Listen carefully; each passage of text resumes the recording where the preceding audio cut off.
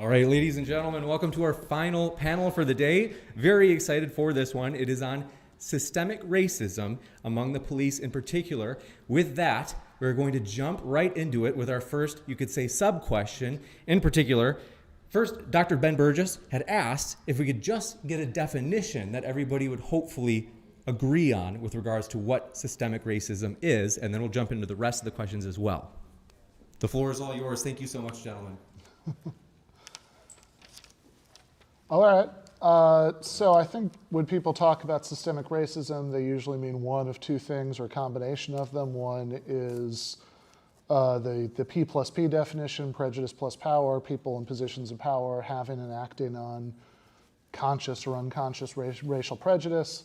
So that could apply in policing to, cops having such prejudice or other people at various points in the criminal justice system, but I think also it often just means any kind of unjustly caused widespread disparity, which doesn't necessarily have to involve intention by anybody. It could just be like you have certain realities that existed at the time in the early 60s when America stopped being officially an apartheid country, and those haven't really been fixed yet, and so you have predictably disparate outcomes.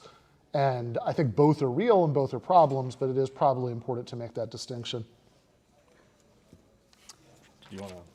Yeah, I mean, I can go next if you'd like. Go ahead. Yeah, I mostly agree with Dr. Ben Burgis's example. I think that systemic racism, to give a very broad and simple definition, is simply the outcome of the systems that exist in our nation and our world when they are racially biased in one way or the other. If a certain group seems to be getting kind of, shit on by the system, or if a certain group is getting by better on the system, then that would be some type of racial bias or systemic racism. Okay, well, I guess we're already going to start off with a disagreement because I don't think simply an outcome I don't think that's what systemic racism is. If it creates a disparate outcome, because sometimes disparate outcomes can exist outside of just of systems. I mean, you could have the most equitable, fair laws on the books, but you could still have disparate outcomes. I mean, I don't think that's a good definition of a systemic racism. I think intent is important. I think the actual substance of the policy is important. I don't think the outcome is the most important metric when you're talking about systemically racist institutions or laws or anything like that. Yeah, I mean, I'm on the same side with him. That means I literally, physically, and emotionally agree with him. And what we're experiencing when we're talking about disparate outcomes being indicative automatically of systemic racism is something very familiar to the atheist community. It's the God of the gaps argument, but with racism inserted in place of God. So there's no reason we would expect equal outcomes because we've never seen that across any countries, any civilizations throughout history. So to say that because we're seeing unequal outcomes, which exist within races, between races, and all different between genders of the same race, therefore that is the product of or blamed on without any additional evidence, historical racism doesn't make any sense to me. I mean, notice that I did say, at least in mine, unjustly caused, right? But I'm also curious, when you say that we don't have, we never see equal outcomes, I mean, you do, right? I mean, like, in other words, like, as far as I know, maybe you know something I don't, but there's no, like, widespread, predictable, massive difference in outcomes between, like, brown-eyed people and blue-eyed people. I mean, as the only independent variable, not as far as I know. Okay, so, I mean, that does seem to be an important difference, with the racial case, and something that seems like makes a little bit less God in the gaps and a little bit more like inference to the best explanation. Sorry, man. I'm actually not familiar with the brown-eyed, blue-eyed data, so I can't. I don't know if that's really, true or really? not. So. Okay, you're not willing to take, No, I don't know if it's true or not. It might not be true. I have no idea. Okay. All right. Well, let's assume for the sake of argument that that blue, brown. Wait, do you have data on that? I do not have. Okay, data. so you're just assuming. Yeah, Okay. I am assuming. I don't think I'm taking a big risk, but I am assuming that that you do not have massive differences in outcome like you have racially between brown-eyed, blue-eyed people. If you can Well, find otherwise, I'll be fascinated to black- hear But black if there is people- a difference, how do you explain that difference, though? I would be shocked if there was a difference, and if there was a difference, then yeah, I would have no idea. I think that we'd have to start investigating that. But one reason why I would have no idea is we don't have an elephant in the room like it being the case one generation ago that we had tons of laws discriminating against, whatever eye color, would be equivalent to non-white people in this scenario. Sure. Yeah. I mean, I'd like to see the data on that. Okay. I don't think it's a fair assumption. You don't think that's a fair No, I assumption? think there might actually. No, because I think we see disparities in nature. Like, we see it with trees, we see it with everything. So I don't think it's a fair assumption. Okay, to assume okay. I think- that you pick any individual attribute and say, well, I mean, for example, you could do height, for example, and we see disparities when it comes to height and success and things like that. We see it with attractiveness. We see it with all kinds of things. I don't think it's. I don't think it's strictly. I don't think it's fair to assume. Sorry, please, Also, Tim, I'm black listening. people would disproportionately have brown eyes, and white people would There you go. disproportionately have blue eyes. So Okay. those disparities might actually be there. All right. If you guys really don't believe that we can confidently make that prediction, then fair enough, Xander.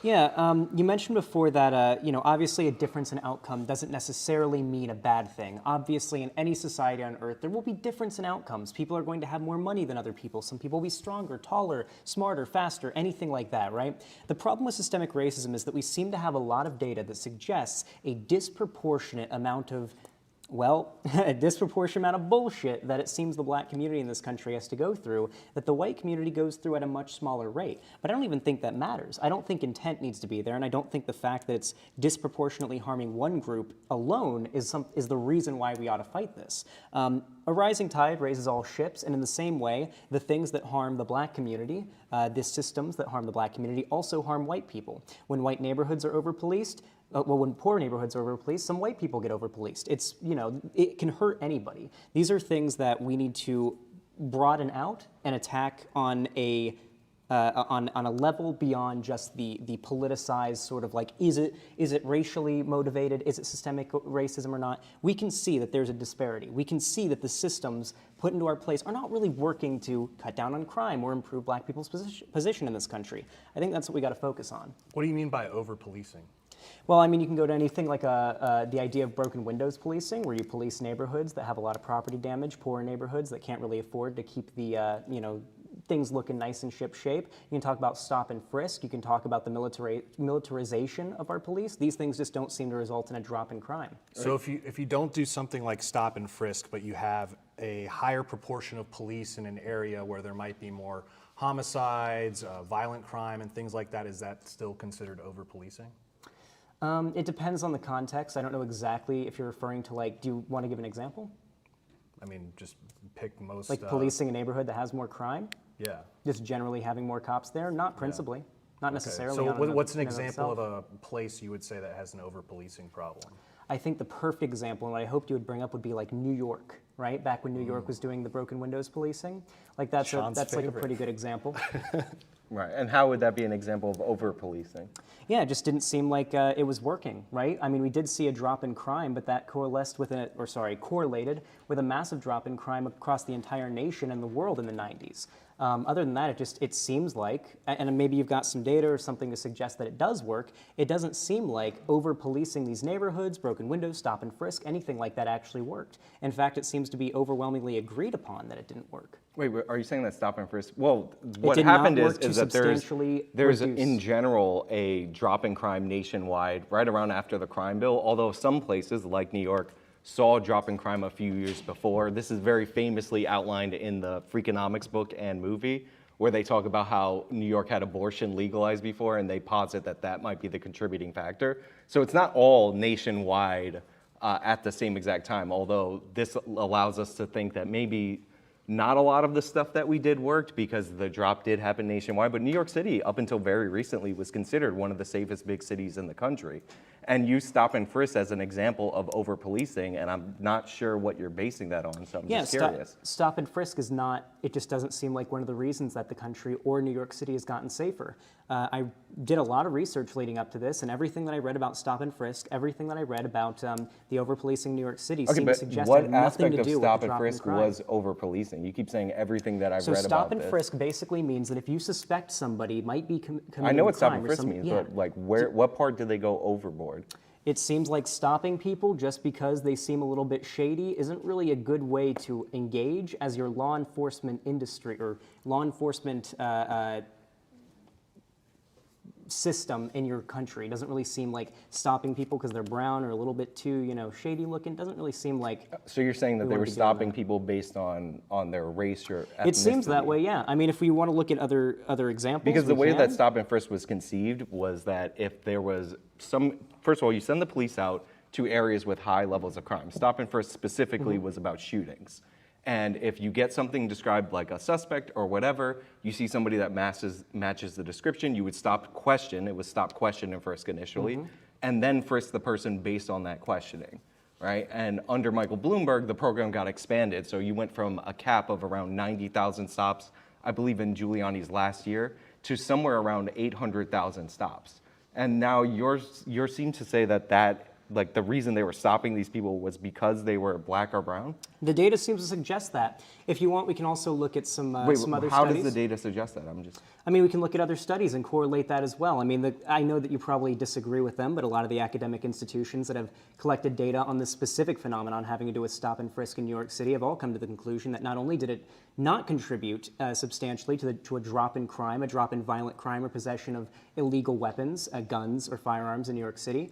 On top of that, it seems like if we compare that to other studies that have been done in other areas, such as DC, or I believe there was a study that was done that was like a conglomeration of like 100 million different traffic stops that all came to the conclusion that police seem to have a lower bar for pulling over and searching the cars of black drivers. Not only that, but police seem to overwhelmingly pull over drivers that are black less when it gets dark out and you can't really tell what race they are. And it seems like if we look at all this data and all these studies overwhelmingly, like, maybe there's a little bit of bias in our police force, and, there could be reasons for that, and we can talk about those reasons, but overall, I think it doesn't really matter. I think at the end of the day, these systems are hurting everybody. White, black people, Hispanic people, Asian Americans, everybody is getting hurt by these policies. They're hurting anybody who is poor. I did also just want to say on the question of whether stop and frisk disproportionately was applied to minorities. If it wasn't, that would have really disappointed the guy who oversaw that big expansion you were talking about, Michael Bloomberg, who in leaked audio, right, said 95% of your murders and murder victims fit one MO. You can just take the description, Xerox it, and pass it all out to the cops, Bloomberg said. They're male minorities, 16 to 25. That's true in New York. That's true in virtually every city. Some of the unintended consequence, people say, oh my God, you're arresting kids for marijuana, they're all minorities. Yes, that's true. Why? Because we put cops in minority neighborhoods. And he talks about... You got to finish the quote. Why? Because that's where all the crime is. And the way we get the guns out of the kid's hand is throw them up against the wall and frisk them. And it seems to me that Wait, in the quote, he's saying that he thinks that the description, the one you can Xerox and hand out to all the cops, is male minority 16 to 25. So the mayor, at least, on top of this system, thinks and expects and hopes that it's going to specifically target people for being male minority group members between 16 and 25. The data that Xander mentions, seems to show that disproportionately this is who's stopped and frisked. Wait, so disproportionately to what? The population or the amount that they're committing the crime? Well, I mean, I think that maybe you can tell me specifically, what you were looking at. You were the one who referred to it, Xander. But I think that I would say, certainly I know on other issues, like shootings, I know that that there really isn't a correlation between like neighborhoods where there are police shootings and neighborhoods where there's been a higher rate of violent crime. There was a study I know, Minneapolis Star Tribune in 2018 looked at like 18 years of data and showed that there really wasn't one. There seems to be a lot of other evidence that a lot of other police practices can't really be reduced to that. For example, members of minority groups are more likely to have their cars searched for drugs, even though white drivers are more likely to have, who are searched are more That was the likely study to I have. was referencing a second ago. Yeah. Yeah. So yeah, I'd love to talk So about that. I 100 million want to stops stay on study. stop and frisk for a second. So the quote that you said from Michael Bloomberg is true.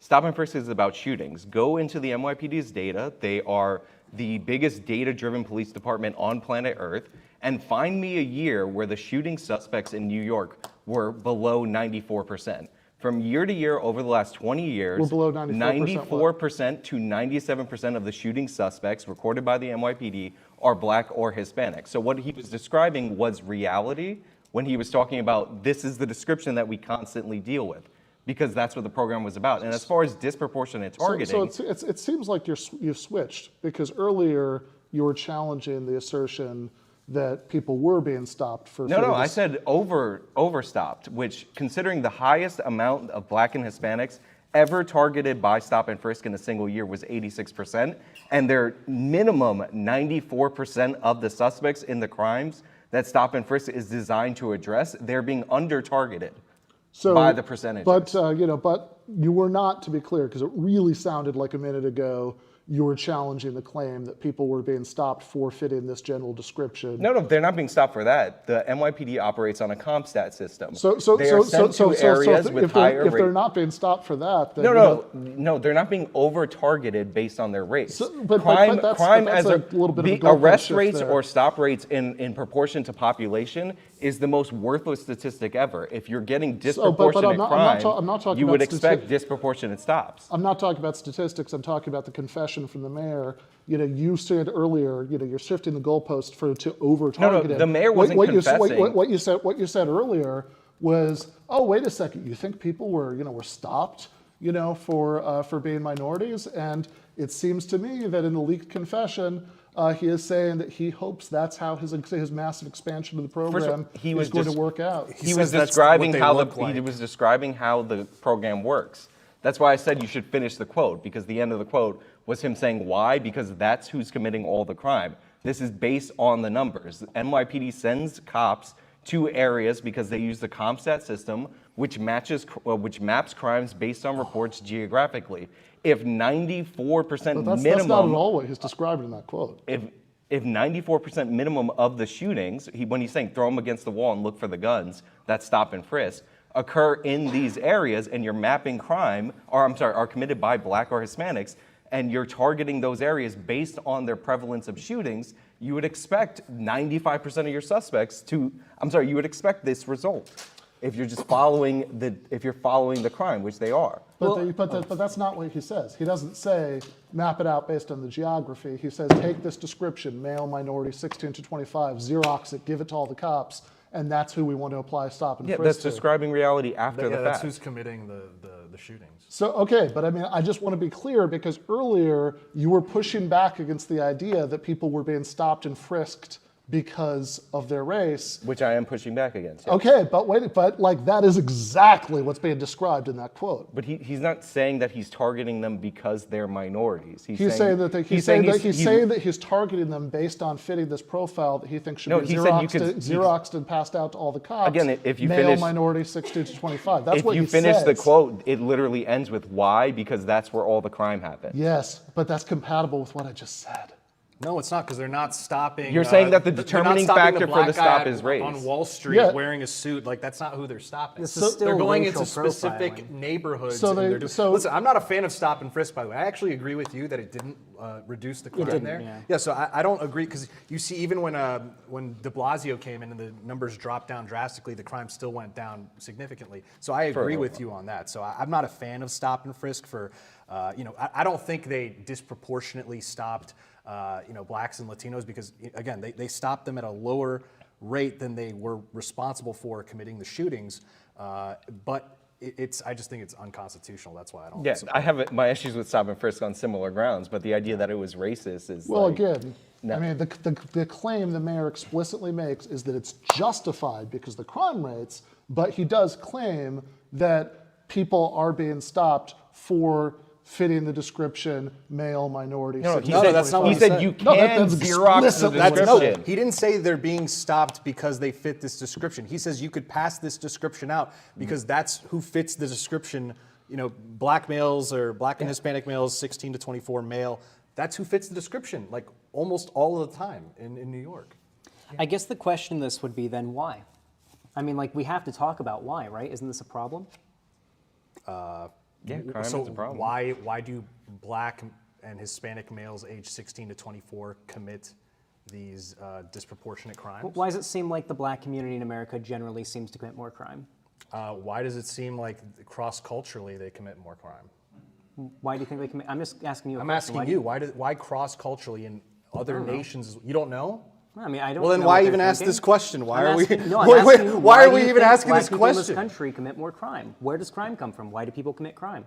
Generally, It's a lot of factors. It's never just one thing. it's Okay, usually but there's mostly there's- poverty. No, it's No, it's actually not. not. It's Usually actually you can track not. crime with poverty It's actually pretty not. No, well. you literally If you're in a can't. bad position in your life, you can usually track that pretty well. And frankly, over-policing doesn't tend to help. I guarantee the last thing any of us right now wants to happen is for a cop to come in, point his finger at one of us, and send us to prison. That would ruin all of our lives, even if it was for 6 months.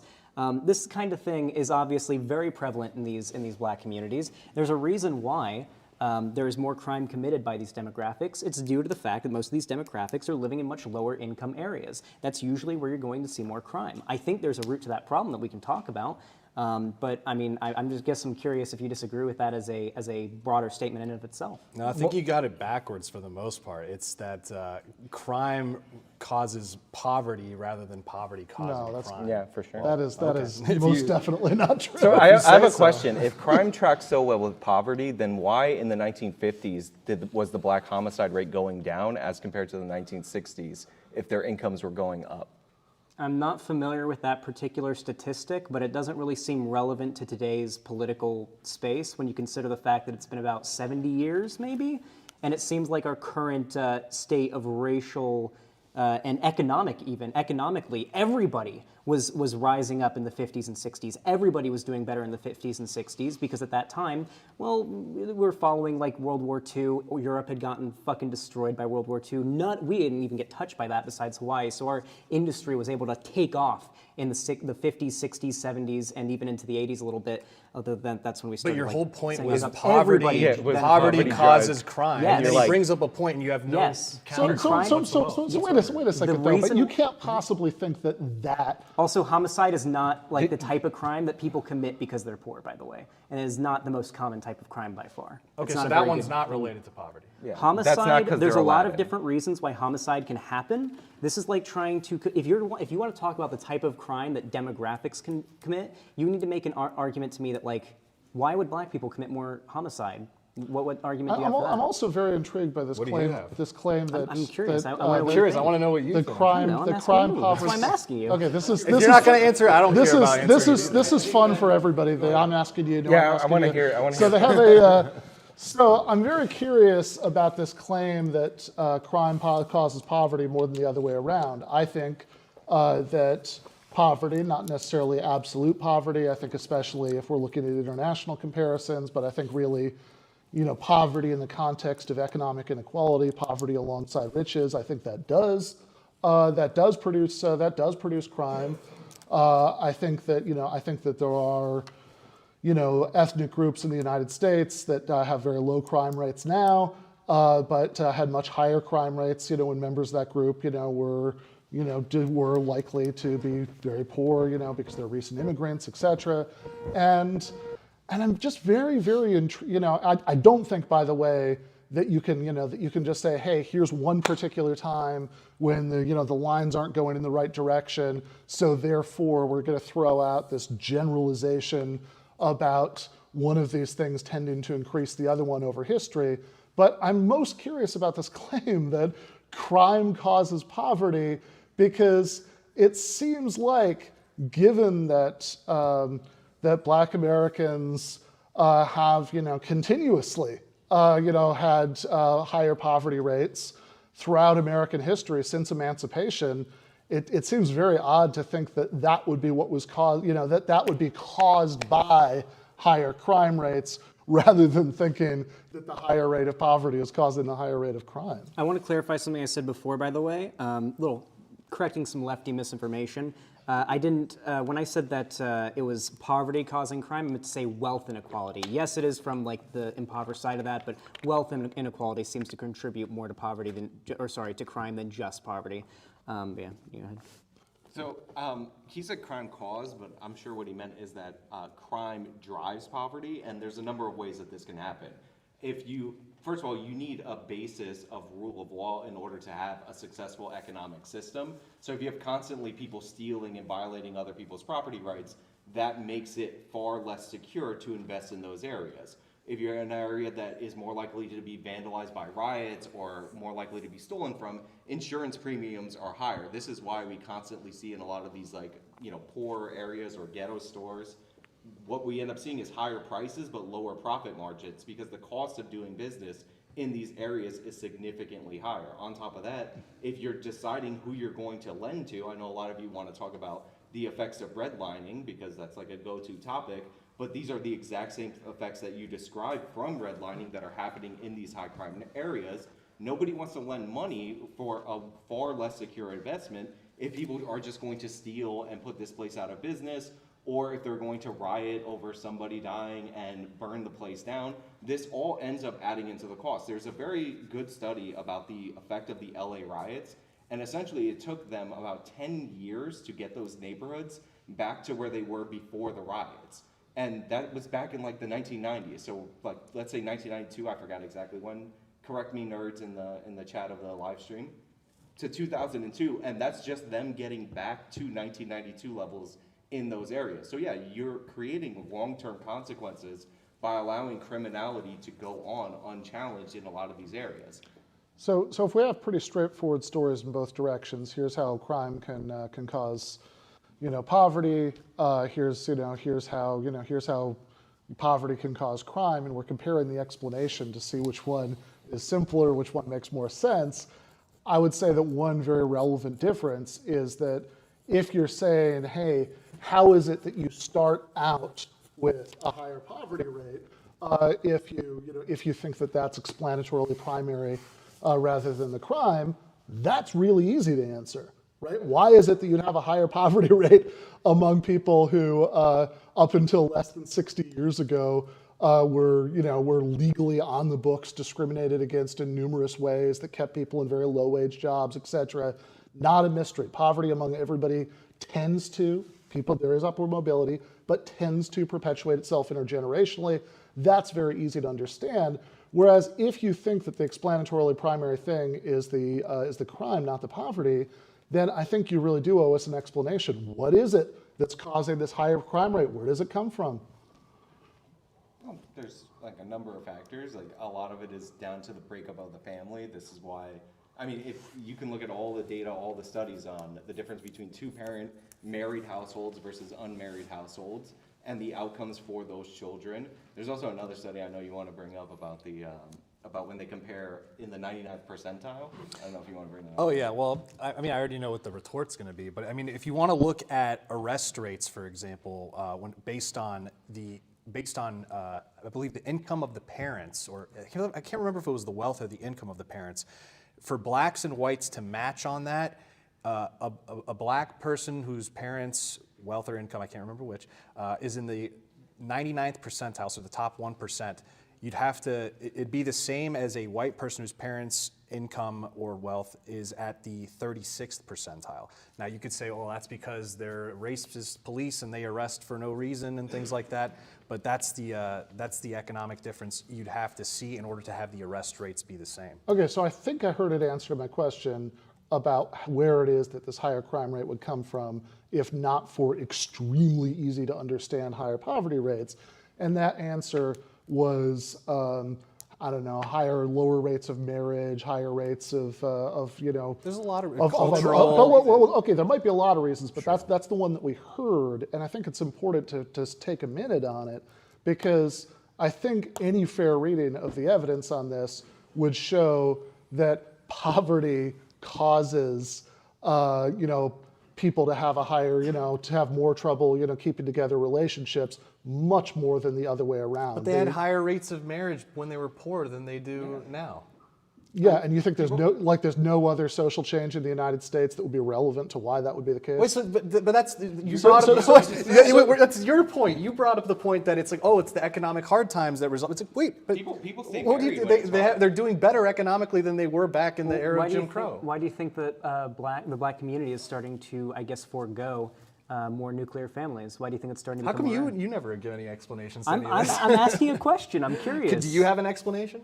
If I were to guess, it would probably have something to do with the combination of culture and policing. Yeah, I'd say that a lot of black men being incarcerated probably has a lot to do with it, and I think another part of it would be culture. Yeah, I think that there is sort of a culture in the black community, mostly informed by racism, the racism that the black community's had to face that has had these results. And I think it's bad. I think it's a cyclical problem. I think it's in hand with both the over-policing of poorer areas, which typically tend to be black, the school-to-prison pipeline, which we could get into, the tendency, obviously we know that police, there was actually a really interesting investigation that the DOJ did on the Ferguson Police Department, where they found that the bar for even investigating or for stopping or checking or giving a ticket even. If you stop somebody, gave them a ticket or a warning, if it was the cop's discretion, if the person who they pulled over was black, the cop was overwhelmingly more likely to give them a ticket instead of a warning. Simple stuff like that seems to, kind of contribute to these problems significantly. If we want to talk about solutions. What's the median age of white people versus black people in Ferguson? Probably, I'd say the average black person age would probably be somewhere mid-early 20s, and older white people probably, usually, and younger people tend to commit crime. Do you think younger black people or older white people are more likely to commit crimes? I'm just curious. Probably younger people in general, overwhelmingly. Do you think that's a problem, though? But also That's also a younger problem black we can people talk more about. so, but If you want to talk about the problem, our problems with men, and especially young men being incarcerated, that's a great problem to talk about. Our entire prison system is completely broken. It is not one that is conducive to a rehabilitative lifestyle. Every single person I've ever talked to who has any experience with prison tells me that anyone who goes in there like a petty minor league criminal comes out a bigger criminal than they were when they went in. Nobody gets by in prison without committing more crime and getting involved with bad people. This is just not the way that we want to dissuade demographics from, engaging in criminality. It's cyclical. You talk about disparate treatment in Ferguson specifically, and Ferguson has a significantly older white population. This accounted for that. On top of that, no, it isn't. I've read the Department of Justice report. I didn't just cite factoids from it. No, they have a it accounted for significantly that. older population. On top of that, Ferguson is not an island. They're an area that has one of the few grocery stores in the small town over there, so people are driving in and getting pulled over. So the idea that it's 67% black, yet 85% of the population of the people getting tickets are black, therefore racism. It accounts for population.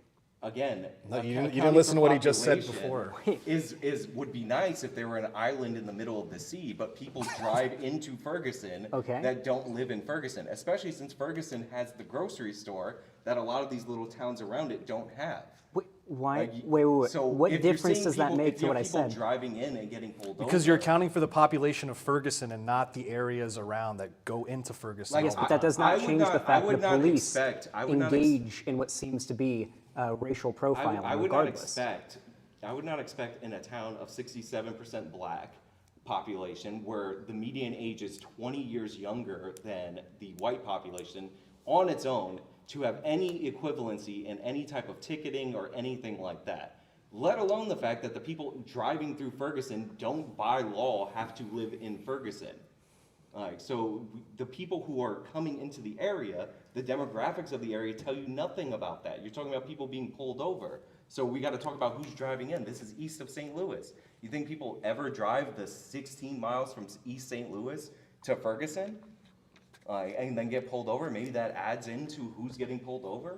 Of course it adds into who's going through there, but it doesn't contribute to who police are choosing to pull over. Obviously, in total numbers, do you think if younger black obviously if there people are total, commit more if traffic obviously if we offenses look than at older total white numbers, people? black people are going to get pulled over more. Though per capita, it seems like they overwhelmingly But select again, black per people. capita is accounting for the population in Ferguson. You're not accounting for Per the people capita that of go those in. that were pulled over, for those that were on the road that the police stopped. Yeah. Not only They commit more not crimes. only did.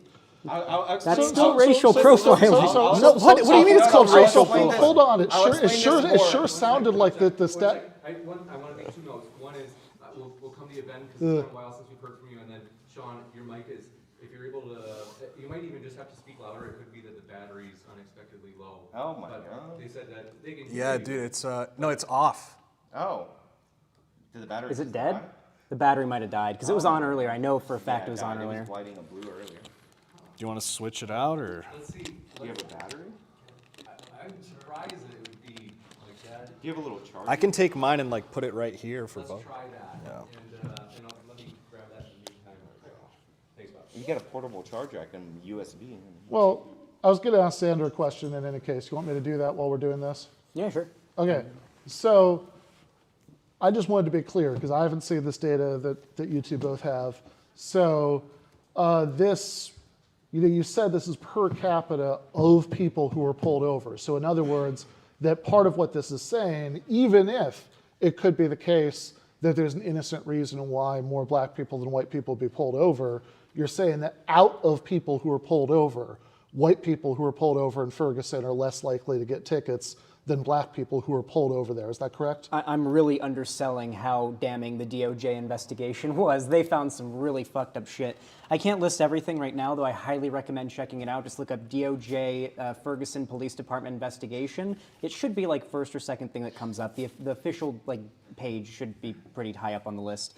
And they found a lot of really interesting stuff. One of them was that obviously the bar for pulling over a black driver was significantly lower than the bar to pull over a white driver. They also found that police tend to, if it was up to their own discretion, they typically would give more tickets to black people and more warnings to white people, even when if tickets were given through the legal process, based on evidence and whatnot, looking at footage. Even though when you account for that, overwhelmingly white people got stuck with tickets more because they were actually committing the crime more and getting caught by it through our legal processes more. I want to get back to that 100 million stop study that you brought up. Well, I did want to talk. Oh, go ahead. I don't know how the No, audio bring is it up, coming bring in. Yeah, so like I said, the reason I bring up the data of who's being pulled over versus population is because in 1999, there was a Department of Justice investigation into the New Jersey State Troopers, which was incited by an incident of alleged police brutality. Now, unlike the Michael Brown shooting, which was a slam dunk, 100% justified, give that officer a gold star because Michael Brown was proven to be the aggressor in that situation by all the forensic evidence, don't at me. This one was a little more questionable. So one of the ways that they designed this study, because they were worried about exactly what I'm talking about the drivers on the road not necessarily matching the demographics of the people who lived in the area, was this. So they, in two different ways, they conducted surveys at toll booths in one, and in another, they took high-resolution photos of every driver on the road to see who was being pulled over. And what they found out was that black people statistically committed more traffic violations in certain zones that they were looking at, and they were not being targeted based on their race. And in fact, the biggest predictor of whether or not you were going to get pulled over, despite the fact that the numbers were disproportionate to population, was whether you were actually committing a traffic offense. Now, after this study was set to be published, which by law under the Clinton administration, it was supposed to be published, the Bush administration's DOJ didn't want to release it because they thought it was controversial because they were already instituting reforms against the New Jersey police because they had already been declared to be racist. Hilariously, the New Jersey State Troopers said, based on their data being confronted by the DOJ before this study was concluded, that I guess we probably were racially targeting them based on the speeding ticket data. It turned out to not be the case because you have to do studies like this where you capture who's on the road, not just who's being pulled over. I was 4 years old during the Clinton administration, so I'll leave that one to Ben Burgis. Man, you know how to hurt a guy. All right. I'm sorry. Yeah, I was actually hoping to go back to the earlier claim that if the crime comes before the poverty, that so we need to look for some alternate thing at the end of this chain of causation to start the higher crime rate. What is it? And I heard there were numerous things, but the only specific thing I heard was about marriage rates. And what I wanted to know is if it was the case that it was already true that there was a difference in white and black crime rates at a time when there was much less of a difference in white and black marriage rates. Yeah, I prefer if we go back to what he just brought up, so you guys could address that. To instead the of going to back this study that I no, that's like I You never have. heard of the New Jersey Turnpike study? I'm not familiar with the New Jersey Turnpike study, no. So I mean, I'm not gonna like I have nothing to say about this, but I think that this is a little bit more relevant to the sort of bigger picture of what we're talking about than this particular study. So there's a multitude of different things that can drive crime, and like desperation, like when you're in desperate straits of poverty, has been one. But as James Q. Wilson, who has written a lot on criminal justice, has outlined, the idea that we're committing crime to meet our basic needs, like back in the day when we were like don't think anybody literally here claimed versus starving, it really kind of changed in like the 20th century because we had abundance due to the Industrial Revolution. So like you can say poverty like correlates with crime, and like I said, I like to say that it drives crime because crime drives poverty because it's not the only cause of it. But it's not necessarily, like, I can see there are instances, obviously, where desperation is created by poverty, and that can drive crime the other way. That is possible. But that's not what either of us were talking about. Wait, can I ask a question first? Do you think, I mean, obviously we see that there's a very disproportionate amount of crime and poverty for the black community here in America. Do you think the black community was impoverished first or committing crime first here in America? They were poor, but they're northern blacks before the end of slavery, because we're going to talk about slavery at some point, did have higher homicide rates than northern whites even then. So like, and also much higher poverty rates even then. But like, I every time I get into a criminal justice debate, we always get bogged down on the crime poverty thing. So like, I would like to concede poverty as the cause of crime to you guys, just for the purpose of going forward, and ask you. And well, you're wrong, but I would like to concede no, I this mean for clearly going we're forward. right because you have not been able to provide any sort of because- alternate explanation, and you've said a bunch of things that are entirely consistent with the commonsensical, extremely well-established correlation between. Well, first of all, correlation doesn't equal causation. But the reason economic inequality, which is what we both said, not well, the necessarily reason. but that high rate, that poverty coinciding with relative wealth is something that does seem to lead to higher. Well, first of all, demographics in similar poverty don't commit crimes at the same rates. But the reason I want to move on from that is because even if we accept the premise that poverty is the cause of crime, the idea that you address crime by addressing poverty is what's called the underlying cause fallacy. There's nothing to say that that is the most efficient way to deal with this dramatically different homicide rates.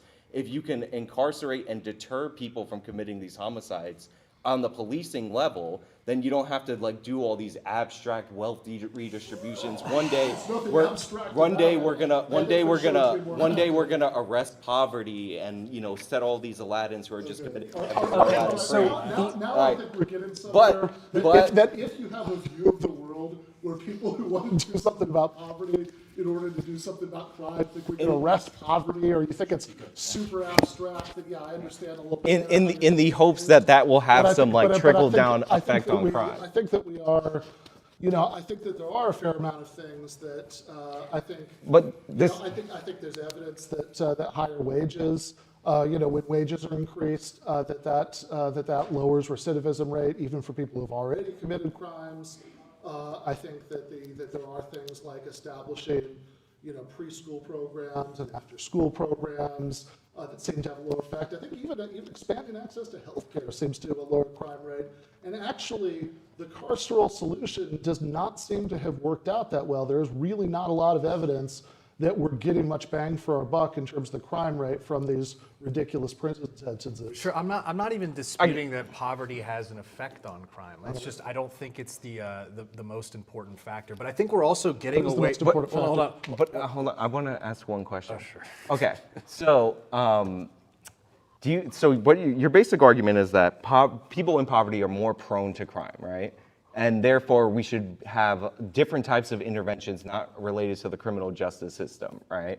In order to deal with the poverty, their underlying issue or whatever. I think there are cases where fixing the underlying issue doesn't fix the effect. Okay. I don't think this is one of them. And that we're like over-policing the poor and all that. Okay. I think it depends what you mean by over-policing. I think that there's a more militarized style of policing that tends to be applied to poor neighborhoods in general, which I think basically in the 1970s rather than expanding a great society, go further in the direction of social democracy, I think there was essentially a political decision that it would be both politically and literally cheaper to just amp up policing, more militarized policing, and expanding the carceral state. And that really what we should be talking about is reversing that. I completely agree with what Xander said at the beginning about how while I do think that racial disparities in various aspects of the criminal justice system are a result of America's bad racial history, and I do think that some of it even, like traffic stop disparities, narrow it as it gets darker, is pretty hard to explain other than by racial prejudice.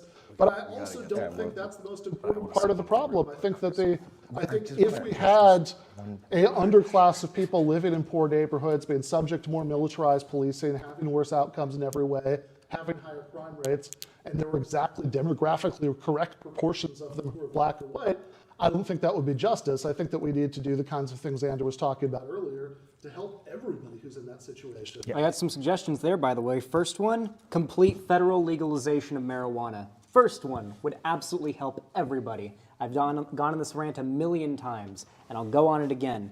Everybody is hurt by marijuana not being federally legalized, okay? Every one of you is harmed by this, okay? Especially the black community. We all know the black community has been policed for possession of marijuana for a very long time. It's true, even though black people don't use marijuana at a higher rate than white people do. I assure you, I smoke more weed than anybody, okay? I love it. Yeah, and I think federally legalizing that would be a big deal. Right now, if you are an aspiring black dispensary owner, even in like California or Colorado, places where it's legal, you can't get a loan from a bank until marijuana is federally legalized. So you have to already have the capital to put down the investment to start that dispensary because you can't go to a bank. Very simple things like that that literally help everybody would be great. I mean, even prison reform would be massive. There are white people in prison. There are tons of people in prison right now that aren't just black that would absolutely benefit. What do you mean by prison reform? Okay, so I am super duper interested in prisons, especially lately. I've been obsessed with just watching anything prison related. I've been binge watching 60 Days In. I've been doing research on prisons. I've been listening to YouTubers who tell stories about their time in prison. And it seems like overwhelmingly our prison system is taking in, especially if we're talking low, mid, or low, medium, and like prison camps and stuff like that, even on the federal level. Oh, you just want it to be like more rehabilitative and stuff. Yeah, exactly. Okay. Like I don't want to go on like on a general level, we are taking in like petty criminals and pumping out much. Yeah, what you were So saying. I got it. Make black people drug dealers again, and make prisons nicer. Got it. So the point that I was Do trying you to think make. there's no important difference legal between drug dealers. The point between owning a dispensary and Sure, being she's joking. Just let's move on. So the point that I was trying to make about like saying that poverty, it makes people so much more prone to crime, and therefore we should go easier on these poor criminals doesn't make any sense.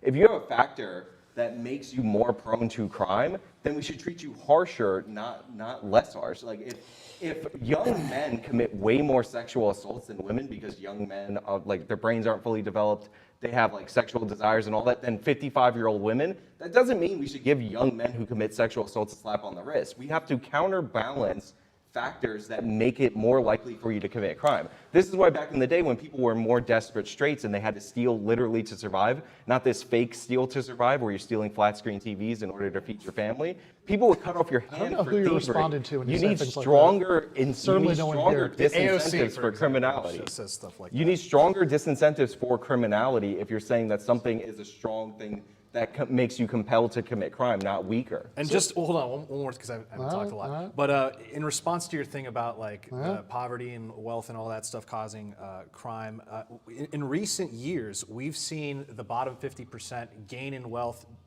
disproportionately compared to the top 1%, like percentage-wise for the amount of wealth that they have. They've grown considerably. I think in the last year it went up by like 74%, which is pretty significant. But the crime rates have been going up in the last few years. So how do you explain that? Economic inequality has also been going up, or going down though, hasn't it? Or going up? Yeah, economic inequality's gone up, right? Are we more unequal now than in 1970? Are we more unequal economically than we are in 1970? Yeah, absolutely. How about 1980? I wasn't around back then, frankly. So The crime rates were higher back Yeah. then, by the way. But One thing that I will point out that I think is worth acknowledging is that yes, people commit crimes for different reasons, obviously. Like if we're talking rape, for example, rape is not a crime that people commit because they're poor. Rape is not a crime that, like, this isn't one of those crimes that generally seems to correlate with poverty, because it seems like people do it for other reasons than, oh, I need money, or oh, I'm in a bad place, right? But you could say homicide's a good example. Homicide can be done out of a crime of passion. It can also be gang violence. you think most of the homicides are Gang crimes violence. of Gang passion, though? Well, I'm talking about gang violence. Sure, yeah, gang yeah. violence, It can be, but it can also be gang violence. We need to look at why people commit certain crimes and tailor our solutions to those problems specifically. I don't think that just tackling poverty will deal with crime. Would we see a massive decrease in crime if there was no more poverty anymore? Almost certainly. I'd be so surprised to see a world where there was no economic inequality in it. Well, there'd always be. But if there was much less economic inequality in America, people were way more well off, and we didn't see a drop in crime. When you just flip poverty and economic inequality, can well, you tell me which one you actually mean? consistently throughout this debate, both of us have said that it's not absolute poverty, it's the combination of poverty and nearby wealth. Like in other words, it's poverty is the downside of economic inequality. That's the line that both of us have Those taken living in consistently poverty- throughout the debate. Those living in poverty are more likely to commit crime when in an area that has a lot of wealth inequality. Poverty doesn't seem to go up when, like you're saying poverty Crime is caused by tends income to- inequality. Poverty is the crime natural state tends- of man. And if you want to talk about wiping out poverty, we wait. did that. That's Poverty why poor is the people in this natural country, state of man? wink, wink, poor people have Let's 2 cars in the pause on garage. that. What? He was saying something, so I stopped talking. Poverty is the natural state of man? Is that what Yeah. you just said? Yeah. Okay.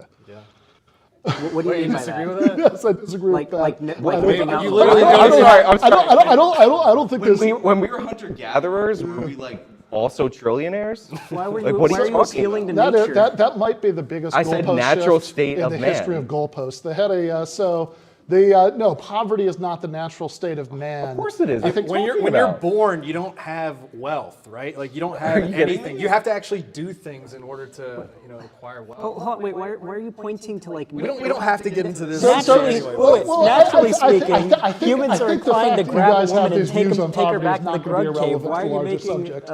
like a naturalism argument or like a No, I said puritanism poverty is the natural state of man, which is true. And then he was like, "Are you kidding? How is that possible?" I mean, Okay, it's but just- poverty it's is not the just- natural it's just state. a Hunter-gatherers bizarre were statement. If you billionaires. want to say, that babies are inherently impoverished.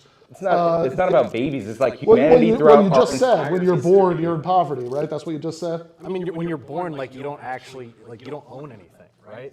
Yeah, but that doesn't. I think that Back in the day, we didn't have like it takes human action. You have to do things to build infrastructure and But the society. environment- yes, Like, yes. create Given wealth. that you have infrastructure, and of course, when you're born, and for a long time thereafter, you don't have a direct position in the economic structure. You have a mediated one through your parents, but they have a.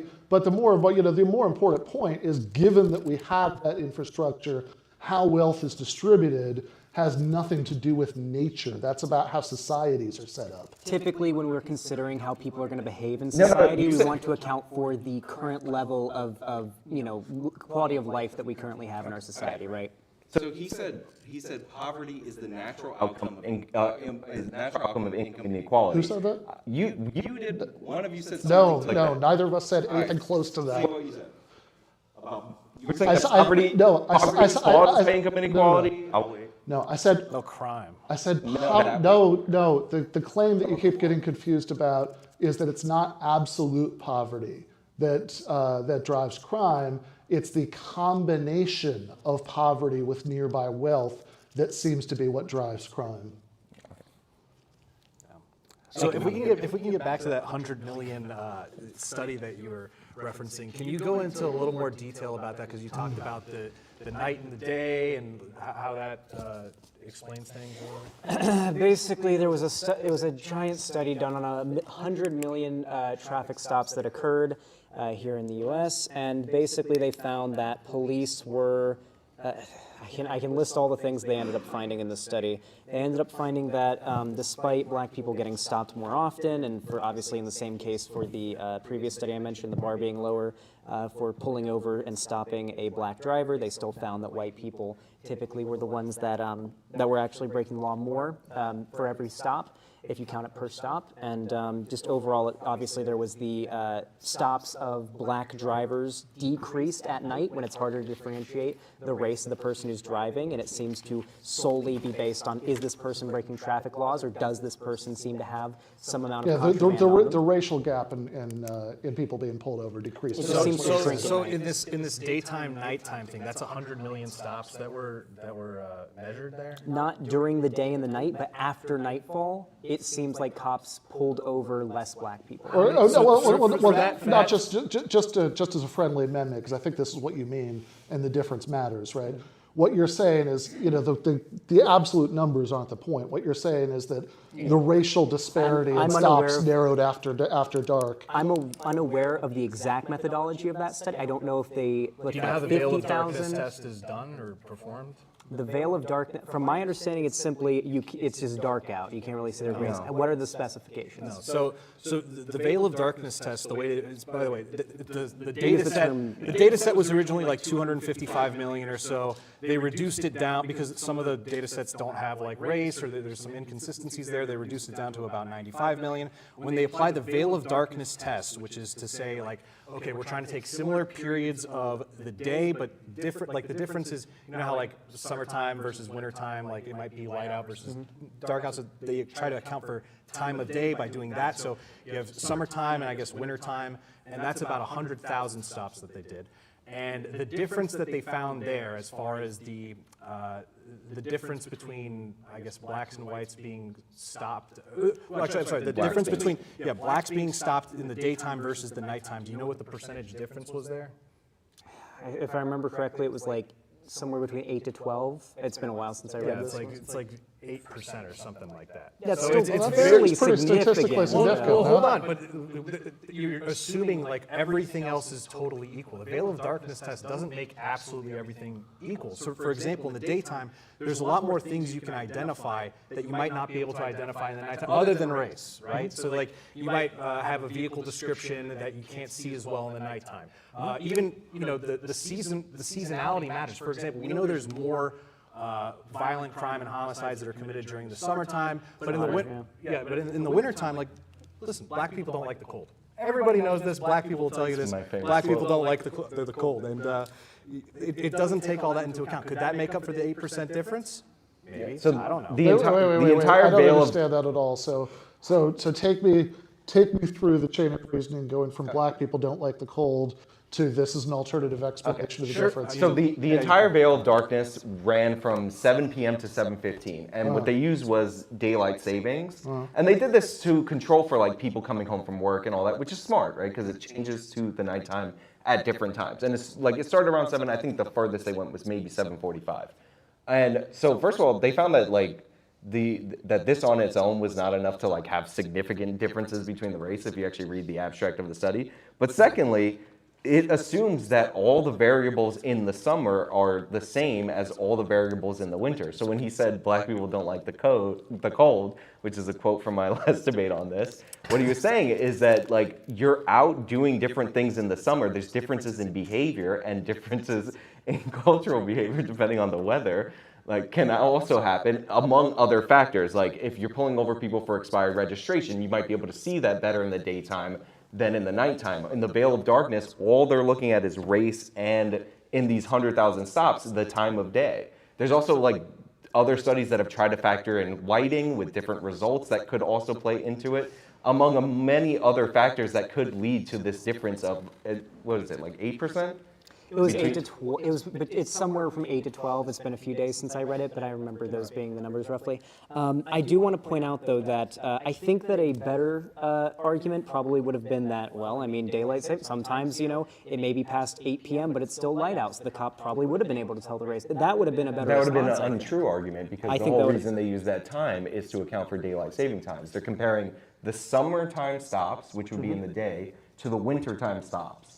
and they're saying that means that the same people are on the Did road they- because it's the same I time don't of day, remember summer them and winter. clarifying that in the study, did they? That's the Yeah, veil of literally darkness. 7. That's the veil of darkness. It was from 7 p.m. to 7:15. Oh, And it's in I military know about time, that, but I didn't 1900. know if they did it like during different Yeah, seasons. they say it's like- about the clock springing forward. Like they don't have to say it's about the seasons for you to know that the clock Okay, springs I'll forward take in your the word on winter. that one, but that sound I don't remember reading that. You don't have to take my word on it. You just have to know what the existence of daylight savings time is. Does that? I am curious though.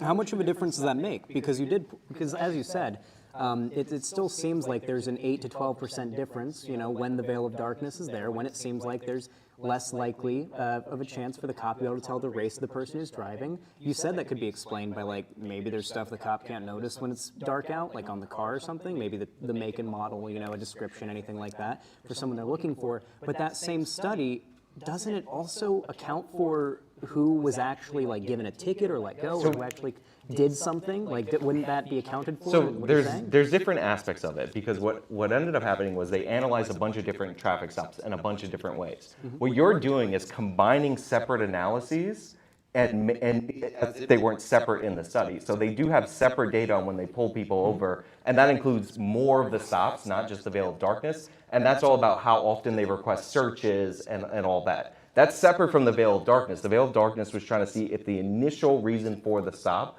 was the pullover. So whatever happens after the stop is not relevant to that portion because they're trying to identify racial discrimination. I will say the 100 million study that we're talking about, the 100 million stop study, doesn't really linger on the veil of darkness aspect that long when you read through it. It's not a very particularly important part of it. I think that if you are able to prove that at a significant rate, yes, cops are pulling black people over significantly more often at night, and that seems to be what the data would suggest on a surface level, to be fair, so it's understandable why that's out there and why people are always talking about it.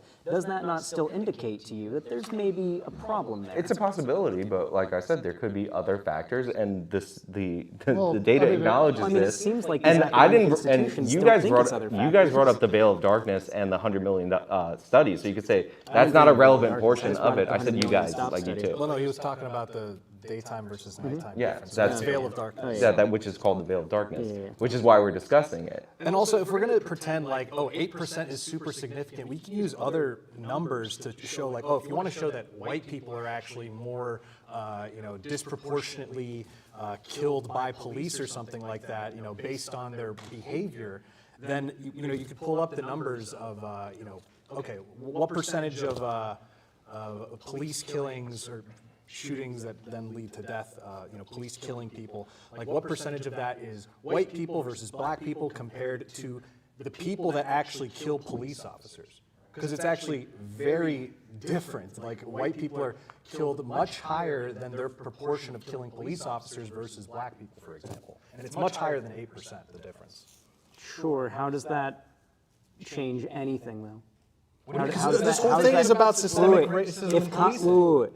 If black people have a higher chance of committing violence or killing a cop, how does that change the broader trend of police over-policing black neighborhoods? Is that because the cops are afraid that the black people are going to kill them? So we're not talking about over-policing black neighborhoods in this example. Is it not a big conversation in this country that cops are killing black people disproportionately? How do people come into contact with the police? Hold on, is it not a discussion that black people, like, is it not a concern? Is it not a concern of yours that black people are being disproportionately killed by police? Yeah.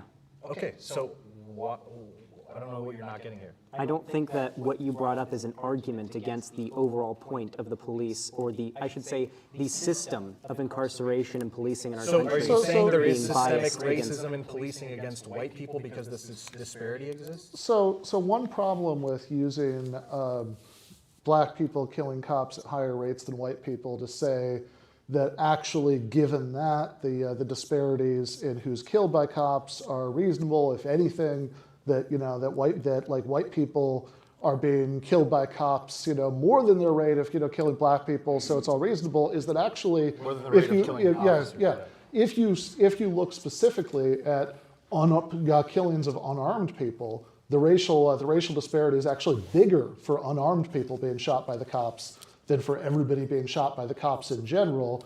And presumably, percentage-wise, not compared to their proportion at which they kill police officers. And it also depends on Not compared to the proportion at which unarmed black people kill police officers. well, I'm pretty sure 100% of people who kill police officers hold on. are armed. So if it's the case that the disparity in people being killed by cops based on race is actually wider, which it is by a lot, for unarmed people being killed by the cops. But it's not. That it doesn't. But killing It's police just officers is not relevant if we're talking about unarmed people. Well, no, hold on. First of all, that's not true, number one. Number two, if you're talking about the disparities of unarmed black people versus unarmed white people, of course the percentages are going to be outrageous because we're talking like 8 people a year. So obviously that's going to be true. Number two, unarmed means in a car driving at an officer because there's a legitimate purpose for you to have a car. Unarmed means Michael Brown actively trying to arm himself with Darren Wilson's gun when he stuck his hand and got so close, according to the Department of Justice report, to the gun that he was burned by the muzzle flash when Wilson fired upon him. Unarmed means charging at an officer for a gun. Those are all counted in those statistics. So the idea that you don't pose a threat because you're unarmed is ridiculous. Would you say that you're significantly less likely to pose a threat if you're unarmed? Not if you're actively trying to arm Yeah, yourself. but you're switching the question. The question is in general. Yeah, in general, but the people who typically get shot are not the ones that are just unarmed walking down the street. Do you think that unarmed people who were shot by cops were less likely to pose a danger to the cops than It doesn't matter. Is it justified or not? It is justified. What is justified? If someone's reaching for your gun, they are currently unarmed, but they will be armed if you let them grab your gun. That's not at all the question. The question was. That's a very famous unarmed case. Unarmed people getting shot. Yes, and I'm not saying that there are no examples like that. What I asked was, do you think that unarmed people shot by cops are less likely to pose dangers to those cops than armed people who are shot by cops? It depends. Okay, but if you accept that, then you can't say black people shooting cops at a higher rate than white people is sufficient to account for. Why not? First of all, they don't just kill them. They don't just kill them with guns. Because you acknowledge that the difference is greater among people who are less likely to threaten cops than people who are. It depends on what. No, it doesn't. Because look, just because you're less likely doesn't mean it doesn't happen. Sure, but the example that I'm picking is examples where they did kill them. They could have been unarmed in the beginning. Yeah, they could have been unarmed at the beginning, and then they got armed, and then they killed them. A guy with a gun in his holster that's complying with an officer is less dangerous than a guy charging an officer and going for his gun, even if we arbitrarily categorize him as unarmed. Okay. But the question. Sure. I'll say one last thing. I think you're missing a pretty simple point, but okay. I feel like you are. I feel like what I have to say. I feel like what I have to say will actually bridge a gap between both sides here. So I'll play a little bit of devil's advocate, but I am still on the side of Ben Burgis, and I'll explain why in a moment. Obviously, this became really relevant during the Kyle Rittenhouse drama. If you are armed, if you're holding a firearm in your hand, and somebody who is unarmed is trying to grab that firearm from you, that is more or less, as far as you're aware or you are concerned, an act of deadly force being done upon you. Okay, there's no good reason why someone should be trying to disarm you. Okay, it's not a good look if you're in a position like that. However, devil's advocate, like you actually disagree with that, or you're... Well, I mean, I'm explaining the he might be position of using somebody. it to make a point. I'm but you do explaining agree with why this. a cop But may you be do more agree with likely this to point. shoot. Yeah, I'm going to explain why now. Okay. So, however, while I do think that's a reasonable response to have for the average person, and our cops are human beings, I do think that we sort of agree that we should probably hold our police to a little bit of a higher standard than your average human being who's scared for their life. Now, obviously, cops aren't RoboCop. They're human. They have emotions and everything too. But I do think that what Ben Burgis is saying here, that you're probably should feel a bit less threatened by somebody if they are unarmed. Like, for example, I know this is a very individual anecdote, but it's pretty funny, and it just happened, and I kind of just want to laugh about it. There was a video that came out recently of some cops approaching the front of a store, and there was a completely unarmed guy just walking out of it, and the cops try to let the police dog loose in this guy to attack him. And the dog's just like, oh, he's not a threat, and just runs off towards another person to and they're like, no, come back, try to get him. And the cops are trying to get the dog to attack this dude, and the dude's like, what's going on? What are you doing? I don't know. It seems like sometimes our police get a little bit too jumpy. You know, maybe that's just something that we could solve with better We're training. also in America where everyone's like armed. Everyone's, So yeah, there's more of a it's danger understandable. than, That's than why. a lot Well, of that's other why I'm playing countries. devil's advocate What's, too. but- what's the higher standard for a cop in the same situation as Kyle Rittenhouse? Somebody's grabbing for your gun, and they're getting so close that they're about to grab it. Generally, we'd accept that at a protest like that, the police should probably be in a line, and they should have some level of cooperation and some level of backup plan that doesn't involve firing shots into the crowd. Okay, so if they're gonna grab your gun, fire and shots Rittenhouse into didn't the fire crowd. shots I mean, if into we're the crowd. talking about cops and like a I said, police line what's with the a diff- protest, like a proper police engagement with a You're protest, just changing the then- scenario. If a he's guy- saying would if be- there was a cop You that said was we- Kyle Rittenhouse, like what would be the higher standard that he would have? The to be higher held standard to? you would hold police to would be there'd be a line of police, like they No, but I'm typically saying do at like let's say there was protests. one that was And let's say, isolated okay, from the crowd. let's say we've got a cop then, and somebody reaches up and tries to grab the gun. In that scenario, then it would probably be completely fine to fire upon that person because you're an That would be an individual unarmed person, by the way. Yeah, you've been unarmed. He's actively trying to arm Exactly. himself, but he's If it was unarmed. talking about that Nobody scenario, that's said something that there are completely no different. circumstances under which it's ever justifiable to shoot an unarmed person. The point was that lot of people do if say you are well, Some nobody do. here said it. The point was that as you agreed, unarmed people generally, even unarmed people shot by cops, are more likely to be unjustified shootings, are more likely to be people who weren't a threat to that cop at the time they were shot. And if the racial disparity there is greater, I don't think the idea that black people statistically being a greater threat to cops than white people can explain the gray racial disparity. I agree that of I agree that of like the 8 unarmed black people that are shot by the police a year, and the 2 of them that are actually unarmed, that's like a 25% chance that those will be unjustified. You've got to jump into this. I do want to mention, folks, if you want to come up, if you have a question on this right side of the aisle, if you can line up. And then one thing I want to try, just to max our audio, they can still hear you for sure, but just to try to get it to be as perfect as possible, let's just kind of experiment by setting your lapel on the table, maybe like 6 inches from the far edge of the table, with the mic pointed toward the ceiling, because I just want to, as fast as possible. It has a tendency to kind of like fall over, I guess. Use your like pennies a Well, little maybe bit. pointing towards you even. You mean forward or like the end of the table over now or over now? The far side. Now. That's right, yes. Do you want us all 4 of us to do that? Yeah, let's all forward to it. Just to Okay. try to, like I said, get as good as possible. I hope this works in terms of There we getting us go. that kind of ideal spot. But all yours. stuff's boring. All right. So for Ben, but I'd like to have everybody's input, or if you want to give it. I'm sorry. For Ben, but for all of you, I'd love to hear your input. So I was thinking about the wealth inequality or poverty causing crime, and it made me think: do you think that it could be simply a level of happiness or unhappiness or depression, with poverty being a big factor that could lead you to a path of doing something you might not otherwise do, something illegal, to get yourself in trouble? What do you think about that? Yeah, I think there are a lot of pathways between poverty and remember we're talking specifically about poverty. Forgive me, just it actually doesn't. Okay, you want me to put it back the way it was? Yeah. sorry, Okay, guys. okay, no problem. It's gonna get a little bit wonky during this panel. Yeah, I think there are a lot of causal paths that can lead for the economic conditions to higher crime rates, and I certainly think that the kind of thing that you're talking about can be one of them.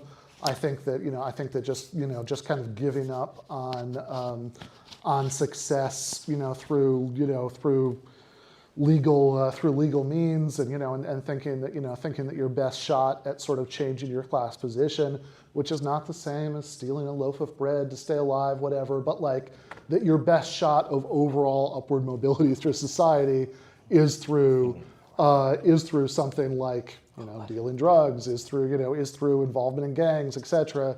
I think that can definitely be one path from one to the other. I think the kind of depression, things like that you're talking about, I think that can absolutely be a factor in it. But in general, these two things do do seem to go together. Not 100% of all the time. You can have confounding factors, but they do seem to go together. And it does seem pretty straightforward why you'd start out with a higher poverty rate among black people than white people, and it seems really unstraightforward why you'd start out with like a coincidentally higher crime rate, especially since I never quite got this answered earlier, but I think it was acknowledged all around that at times when black marriage rates and white marriage rates were much less different than they are now, you still had a disparity in crime because you still had a disparity in poverty. And I would like more input, but I was just thinking, I guess what I'm trying to get at is what is there in between I'm impoverished and then I went and committed a crime? What is it? It's not, I'm going to go commit this crime because I'm poor, but I'm poor and then this causes me to feel or act this way and then I go commit a crime. I'm asking honestly, like I don't know the answer. I'd love to hear your input. Thanks. For that are the individual anecdotes, because that's more or less what you're asking for, is like what would apply to a lot of people. And I know that in a lot of cases, like if we're talking about crime among black young men in a lot of communities, then a lot of it could literally just be attributed to peer pressure, for example, and fear.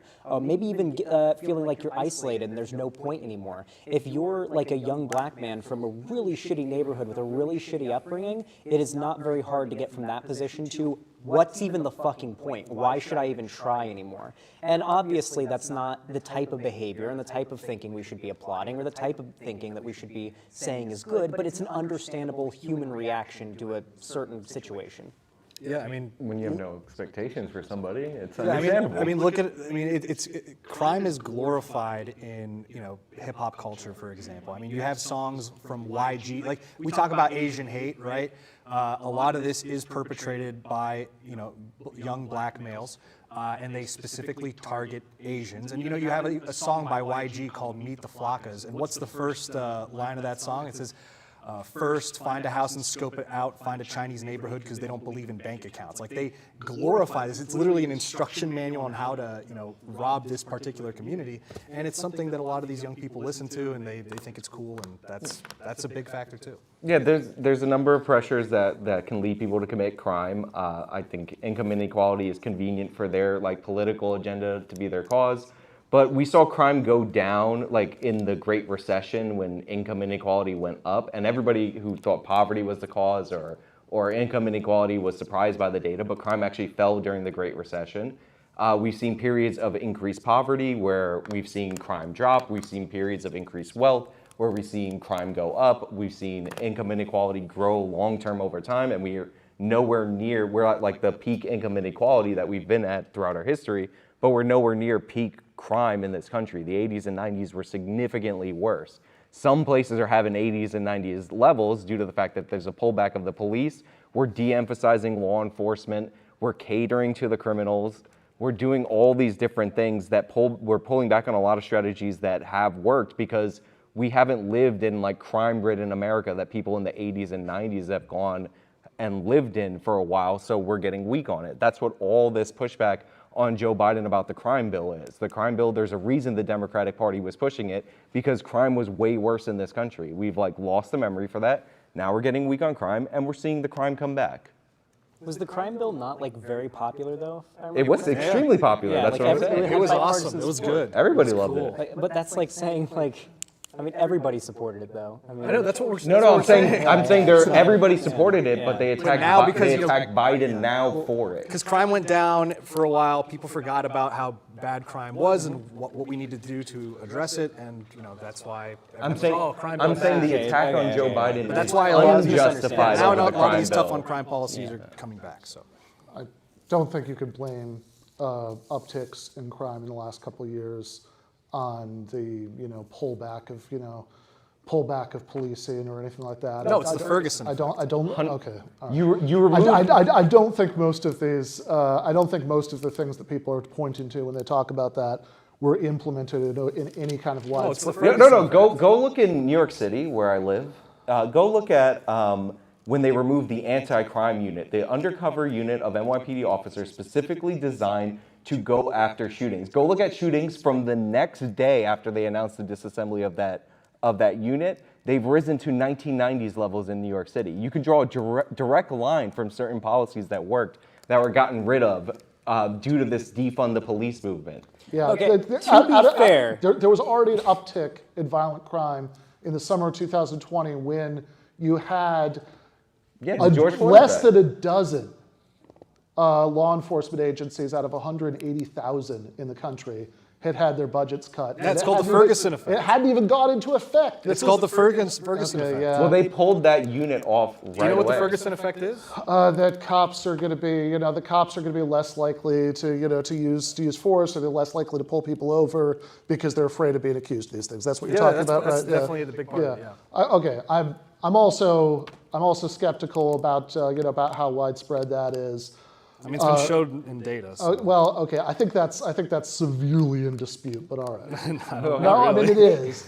I mean, it happens every time these types of racial incidents happen. You see an uptick in crime afterwards. I mean, it's very, there's a pattern to this. But yeah. To be fair, if I wanted to commit a certain type of crime and then they publicly announced that a particular division was about to get shut down that goes after that crime the next day, I would the next day go do that thing if that was something that I was planning to do. So I don't know if but at If the same time, unit designed to deter illegal carrying of guns is disbanded and you see increases in shootings by people carrying illegal guns within literally like from the same month to month, in the first half of the month, if they disband it on the 15th, shootings are normal, and then after they disband it, shootings go crazy, then yeah, that's a strong correlation, as the data nerds would say. I do agree that there is a problem with police funding, though. Like, for example, I know that a lot of conservatives have complained about this, but my understanding of the reason for it is actually something I'd agree with. I believe San Francisco stopped enforcing petty theft. They stopped acting on calls for petty theft or because the DA especially won't even prosecute it because he's a communist. Mostly because, it's because it takes too much resources. No, because he's literally said he will not charge. He doesn't believe in charging these things. Yeah. He's crazy. The reason why the police department specifically is no longer doing it is because it is just too much resources. The police department doesn't have the resources. They don't even have. They're short 400 officers. They're short 400 officers, and the mayor of San Francisco cut 120 million out of the budget. Now she's going to refund the police because that was a disaster. But yeah. Very communist. He is a communist, by the way. We're ready for you. His parents were Thank you guys. You all were very strong tonight. This is for Nuance, Bro, and Sean. Many believe that much of the racial disparities occur not on the streets, but in the criminal justice system, where minorities are, when conditions are controlled, sentenced much harsher than whites. Do you believe that there is any merit to these beliefs? So there's a study. I know there's one of federal, doing the federal prisons and things like that, where they showed the disparity was something when they tried to control everything, it was about 9%, which that's a disparity. That's pretty bad. I think there are other factors that play into that. That you can't always control for. But if you really want to talk about this, here's the thing: we always have rallies and protests and discussions on this issue of racism in the criminal justice system. What about sexism in the criminal justice system? The difference is 63% when you control for all those factors, in the federal system. The same authors of those studies, they looked at, sex and the differences there, and it's 63%. Why do we not have riots in the streets, protests, just panels discussing this all the time? We don't, because, people, they don't actually care. I'd like to mention I did bring up that men are over-incarcerated earlier. I'd like to bring that up. Yeah, but as compared to women, we need to throw women behind bars. More women in prison. Yeah, I know. But getting away too long. What I would also say is the disparities are in the streets, and this is no matter how you measure it. A lot of people like to talk about arresting bias, but we don't really measure crime in arrests. We measure it in reports. Reports are when people, and a lot of times if it's black people, the victims are black, call in and report what happened to them. Now, there's also a such thing called reporting bias. So in order to get around reporting bias, we have a thing called the National Crime Victimization Survey, where we send it out every year to about 174,000 households, and we ask people for all crimes except for murder if they've been victimized for crimes. And murder should be obvious because murder people don't fill out surveys. Worried if they responded. Yeah. About So telling your story, how it when happened. they identify their perpetrators in these national crime victimization surveys, which by the way, this is how we get data on sexual assault, which is one of the most underreported crimes. And when you see in the FBI data sets, it will say that it's the UCR supplemented with the NCVS. When they identify their perpetrators, these victims on their own, they identify disproportionately black perpetrators. So it's every single spot in our criminal justice system and our data collection, we see these disparities. So we shouldn't be surprised to see these disparities in our prisons at the end point. Thank you. Yeah. Howdy, y'all. I was curious. Recently I was seeing a compilation of data put together from LexisNexis looking at newspaper headlines just I think throughout the last 40 years. And it was showing how in 2011 there is a parabolic trend for terms related to racism, racial inequality. And that coincides with the Occupy Wall Street movement. And so my question is, do you think the prevalence and the intensity in which conversations nowadays in regards to racial disparity are organic in nature? And what can we do to ensure that they are organic and we have these conversations for the right reasons instead of, being poked and prodded to have these reasons to become a little more combative towards each other? Yeah, great question.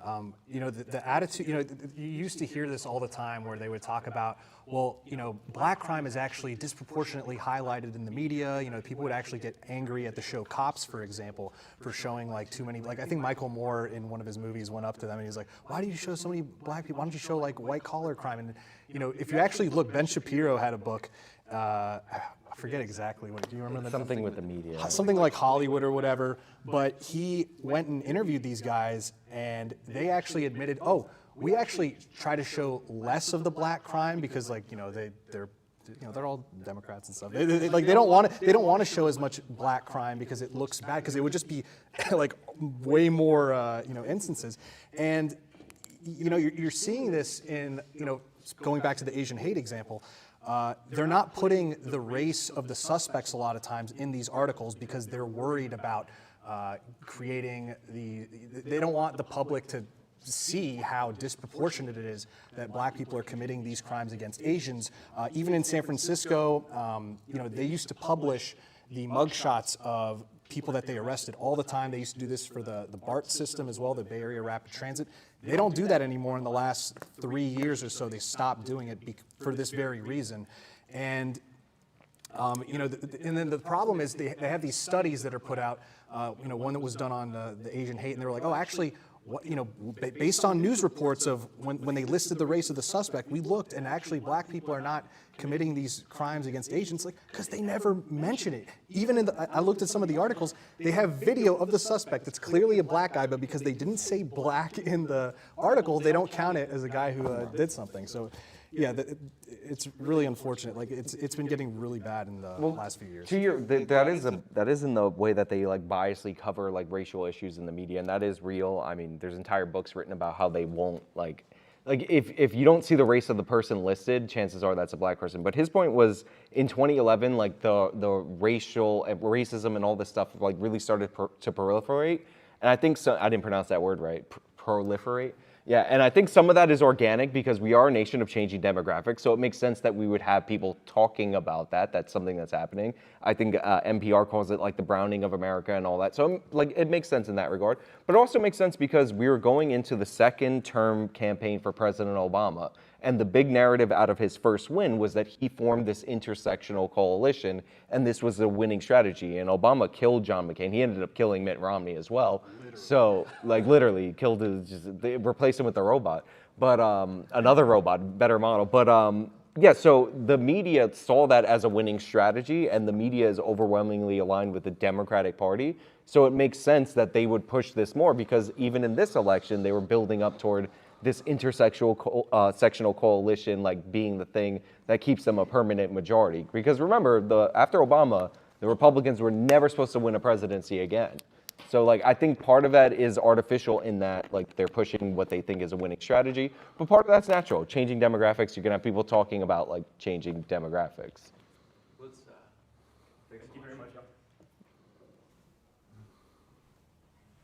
Hello, I had a question for the left side of the panel here, my left. You said that poverty helps increase crime, but then you amended that to say wealth inequality. It's what he meant from the beginning. I misspoke. I meant to clarify that while yes, those who are living in poverty tend to commit more crime, usually the driving factor for that is wealth inequality. That seems to be what causes those that are living in poverty to do the crime. Yeah, for the record, drives the first time I brought it up, I said that. The wealth inequality or the The poverty wealth itself? inequality. Okay, so that my question lies there. If it truly is wealth inequality, well, to me that makes perfect sense. If you're a poor person and you live in a poor neighborhood, you can't steal from your neighbor because they're poor too. So you go right on down the street to where the rich people are and you steal from them. So why is that so surprising? To me, you're putting the cart before the horse because you want to push the narrative that this wealth inequality is causing so many issues within our society, when in reality it's perfectly logical that there's going to be more crime towards the people who actually have things to take.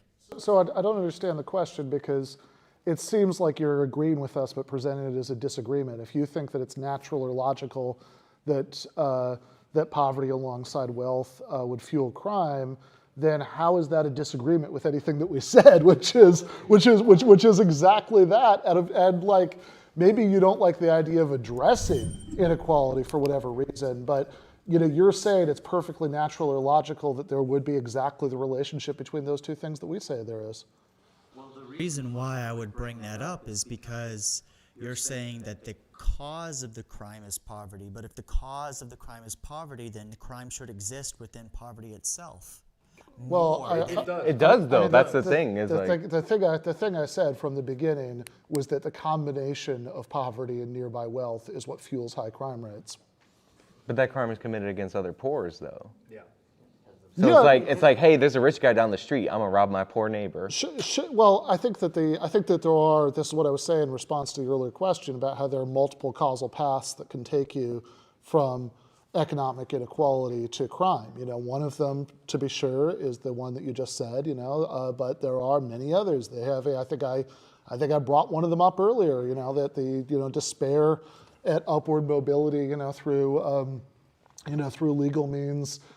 Can lead to people taking a shot at it through non-legal means, or being more likely to be tempted to do that. I think that's a pretty obvious one. I think if your expectations are low because you're in a situation of generalized absolute poverty, I think that one's less likely to come up. I think there are a lot of ways you can get from one to the other. And yes, I agree that lead to lots of crimes against other poor people. In fact, other poor people are the most likely, victims of crime overall. But I don't think that means there's no connection between crime and economic inequality.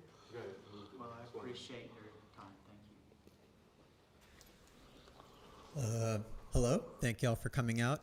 My question is primarily directed towards Sean, although I think Nuance Bro probably shares enough in his ideas with him where he can also answer this. So the majority of the discussion was obviously about various studies, their methodologies, and whether or not that points to some sort of racial bias. However, it seems purely based off of the opening statement that Sean gave, that one, intent is required to show systemic racism, and two, that basically the opposite side is using the God of the gaps argument, saying that since there isn't any evidence to the alternative, then it must be racial bias. It seems like both sides are at an impasse where one side will show the study with the 100 car stop cases and say, well, this we account for all of these things and there's still a disparity, so it must be racial bias. And the other side will argue that no, there is some sort of other cause that hasn't been accounted for. So my question is, what would it take in a study to demonstrate to you truly that there is some sort of systemic racism, or is it not possible at all? For example, if they accounted for black people like being less frequently out in the winter because they don't like the cold, assuming that that's the case. I would not assume that. Well, no, for the sake of the argument, assuming that that's the case, and assuming that they did account for it next time and showed a racial bias regardless, would y'all then agree to it? If you guys brought up another thing that it could be, another ancillary cause, and that was eventually accounted for, would you still agree to it? Basically, the question is there any point at which you could conceivably believe that it was racial bias? Yes. So one of the studies that I brought up, and I like it as an example of a traffic study, because what it does is it looks at disparate outcomes first as the basis for further study, and that's why I cite the New Jersey Turnpike study. So if that, where they're accounting for who's on the road, who doesn't get pulled over, showed racial bias, I'd say like those New Jersey state troopers, whoever they were looking at the time, it's a Jersey Police Department, were using race as a factor to pull people over, for sure. And that would be racist. Like, so yeah, as long as you, like, I'm not asking, there's like this weird like meme on the internet that I'm asking for like studies that can't possibly be done. I'm literally citing a methodology from a traffic study that's like perfect, that works. Like go, and if you're investigating departments like the GOJ did in that instance, and you do it this way, I think that's great. The reason I say the reason I use the God of the gaps argument is because what we get is there is a disparity, therefore racism, and then that's it. And then if it's not racism today, it's historic racism in the past, when there's no reason we should expect any demographics to be equal, because people in countries across the world have experienced unequal outcome all the time. So I actually have like a kind of a two-part question, and it kind of depends. So I got a question for the left-hand side and a question for my right-hand side on this one. So first for the right-hand side, are either of you familiar with the Moynihan report from like the 1960s? The Moynihan, I think that's how you pronounce it. Yes. Okay, cool. So for the right-hand side on this one, how accurate do you think that proved to be in history? And if it was accurate, or even if it's not, how much do you think that has a weight on what's happening today when it comes to disparities in crime? And then for my left-hand side of the panel, were either of you familiar that 26% of Ferguson's police department's budget came from the pulling over of people for minor traffic violations? So for the left-hand side of that, how much do you think that contributes to the underfunding of police and looking for tax mechanisms? How much does that contribute to the overall, not narrative, but the overall crime disparities that we're seeing? And thank you.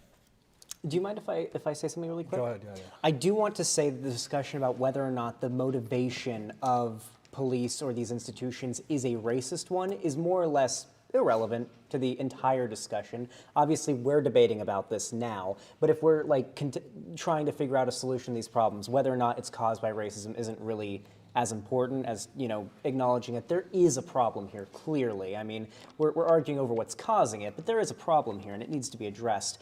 Yeah, and I would actually just pop in on that and say that that look, I mean, for my purposes, you know, I would actually be much happier if out of the two things that people mean by systemic racism that I identified at the beginning, you know, one of them is the combination of people being in positions of power being prejudiced, and the other being the long-term economic effects and hence effects on everything else of America's apartheid history. If it were you know, the more of it's the second one rather than the first one, the happiest I am, because the second one is the one that's much more easily addressed by my preferred political program. It's fairly easy to correct the economic conditions by the right policies. It's extremely difficult to change the ideas in people's heads. I'll also say that the police department of Ferguson getting like a quarter of their budget from tickets for like traffic violations is sus. Yeah, I don't like those incentives. But yeah, with respect to the Moynihan report, I'll be honest, it's been a while since I've read the Moynihan report, so I don't actually remember everything. I just remember it was controversial because like, I don't know, people called him racist for it or something, but I don't remember all the details, so I don't feel comfortable talking about it. Okay, so this question is mainly towards Nuance, bro. So, and again, it's like more so like criticizing your name because you call yourself Nuance, bro, and yet most of your politics are right wing, or you constantly talk about things that support the right wing, and you're constantly criticizing, you know, more liberal things like Black Lives Matter and Biden and all that. And so my question is really like, okay, well, why don't you criticize Trump more, or why don't you support Black Lives Matter more, or why don't you, just I guess be more nuanced towards the left, right? Or either that, or maybe just call yourself right-wing bro. Right? Sure. How many of my videos have you seen? I've seen a lot of your videos, yeah. Like how many? I don't know. Well, I mean, I can't give you an exact number. Have you seen my Steven Crowder video? No, I've not. Did you see my illegal immigration video? Well, just tell me the points of your video. Sure. I mean, for example, the illegal immigration video is a 2-part video where I was actually it was in replying to Vince James. I don't know if you know who Vince James is. Okay. But he was making a point about illegal immigrant crime statistics, and I was saying like how a lot of his points were wrong, and we actually do need better data on this, but a lot of the data that is out there doesn't suggest that illegal immigrants, like Steven Crowder, for example, this was actually, you go to one of his videos, his, what's it called, his Change My Mind or whatever. He had a segment where he said something crazy like, I think he said like 43% of homicides were illegal immigrants or something like that. And I was like, that does not sound right to me. So I wrote a comment, and he actually replied and said, well, I got it from this data set. And I'm like, well, this data's totally garbage. Like you just only slightly criticize some right-wing people. I slightly criticize. Listen, dude, I just cover what I like to cover. Do I agree more with right-wing people? Probably, yeah. I mean, well, yeah, but the thing is, like, people always try to pigeonhole you into like, oh, are you a liberal, are you conservative? It's like, dude, if I tell right-wing people like, I don't really care about I don't think like gay marriage is a sin, because I'm not a religious guy, so I don't care about that. Abortion, I think, should probably be closer to like the European model of like 12 weeks or whatever, like whatever you want. These are my positions, and I talk about them.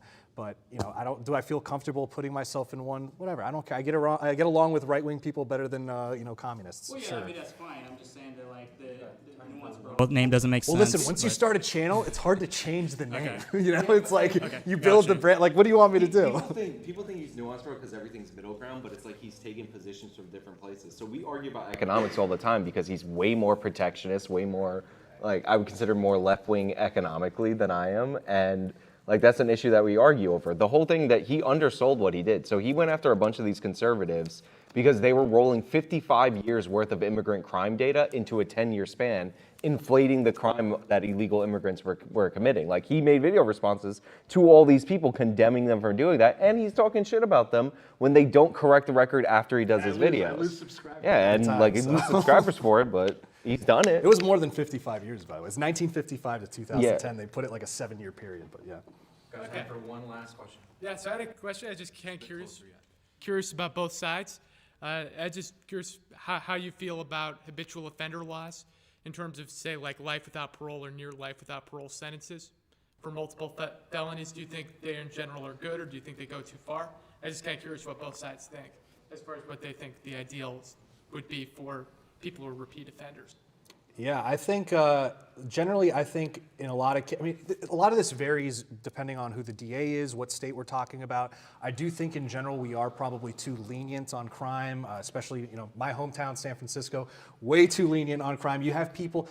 I don't think there should ever be a case where someone's been arrested legitimately for crimes over 100 times, and then they're still committing like these. I mean, these are real cases that I've seen multiple times. In Houston, for example, where I live, people being let out on multiple felony bonds. Like, this is insane. So I do think we should be stricter on crime. If someone commits, I don't know, let's say, you have the street. You used to have the 3 strikes rule in California. They don't really do it like that anymore exactly, but I support sort of habitual offender laws. Yeah. I was gonna say it depends. Like, I'm not big on like 3 strikes and you're out. I think anything that takes away, like, judges are supposed to use judgment. It's kind of in the name. Like, anything that yanks away judgment completely from judges, I'm not really in favor of. Obviously, like when you get to the hundreds of times, like, they need to put you away for a significant amount of time. But anything like 3 strikes where like the 3rd felony is nowhere near as serious as the first 2, I just think is stupid, and it's like too rigid. It's one of the reasons why I hate the bail reform in New York, because it just says you won't give bail for any of these crimes. It doesn't allow the judges to judge previous criminal history or even bail jumping or any of these other factors. So yeah, like, if we have faith in our judiciary, like the legislators shouldn't be commandeering them by forcing like all these like one-size-fits-all solutions on them. I guess I'll throw my bit in here. Usually it seems like the behavior people engage in if they're already incarcerated can be pretty demonstrative of the behavior they might engage in when they get out. So typically if someone's really making a ruckus while they're incarcerated, it's pretty, you could probably tell they're going to be doing crime when they get out. They're going to be, back in the prison system pretty quick. I'm not a big fan of the idea of like completely writing someone's life off. Like, oh, you've made too many mistakes, we're just done with you. We're just going to lock you in a cell. You're going to live behind bars, behind fences and walls for the rest of your life because you're too much of a danger to society, and you will rot and die behind these bars, and you will never see sunlight. I don't like that idea. I don't know what the solution to that is. I don't know what the alternative, better solution is, but it doesn't sound like that is the right one. Yeah, I think I do know what the alternative solution is, and I think that it starts to become tempting to support these like barbaric laws that like after X number of things, you will never be free again.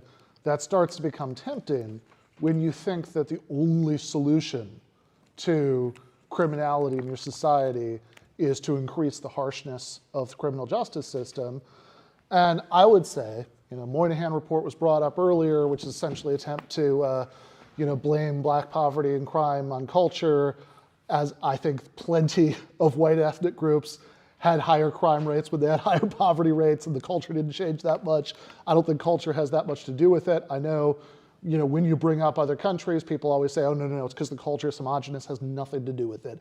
They have, if you look at a comparatively much more civilized country like Norway, they have the maximum sentence in Norway is 21 years for anything. Well, actually, not quite true. For war crimes and genocide, it's 30 years. But for anything short of war crimes and genocide, maximum sentence is 21 years. Anders Breivik is going to get out eventually, unless they change the laws for him, which they were talking about. And they have a much lower crime rate than us. And why do they have such a lower crime rate than us, despite the fact that, they have such less harsh sentencing laws? Because it's a much more equal society, because poverty is not a state of nature. The distribution of resources within a society is a political choice. Strong welfare states, strong unions, these things give you a more equal society, so you can have both. You can, it's like the little girl in the meme, porque no dos, right? You can have both. You can have much more liberal criminal justice system, and you can also have a lower crime rate. They were very equal in the Viking days. Very violent, by the way. Again, see, he said poverty is not a state of nature. I didn't make it up. Humans are naturally poor when we don't have anything, when we didn't build civilization. We were broke. When we're hunter-gatherers, we were broke. That's what I mean by that. All right, well, if so, that's not a sense of natural that has anything to do with nature, as we were in nature before. Anything to do with how to structure a complex society. That's fine. That already Stop saying exists, it's not natural, though. and how to distribute Stop resources. saying it's not a state of nature, though. That's it. The poverty that exists in a complex society That's with not what I lots to said. go around has nothing to do with state of nature. That's If not what you were I said. actually making a banally irrelevant point, my apologies for interpreting you as saying something that would be relevant to the That's not what I conversation. said. One last question, guys, just to let it rip, and hopefully it'll be a pithy one, and then we'll let everybody else in there, and then we'll be 8 p.m. Just to respond to your last point, given that so much of this is centered around demographics and how much African Americans commit so much more crime, is it fair to use Norway as an example when their population of African Americans is near zero? Well, it depends They why. have Somalis in Oslo. I can tell you that. It depends why you think that African Americans commit more crime, and this is a big thing that we've been arguing about today, right?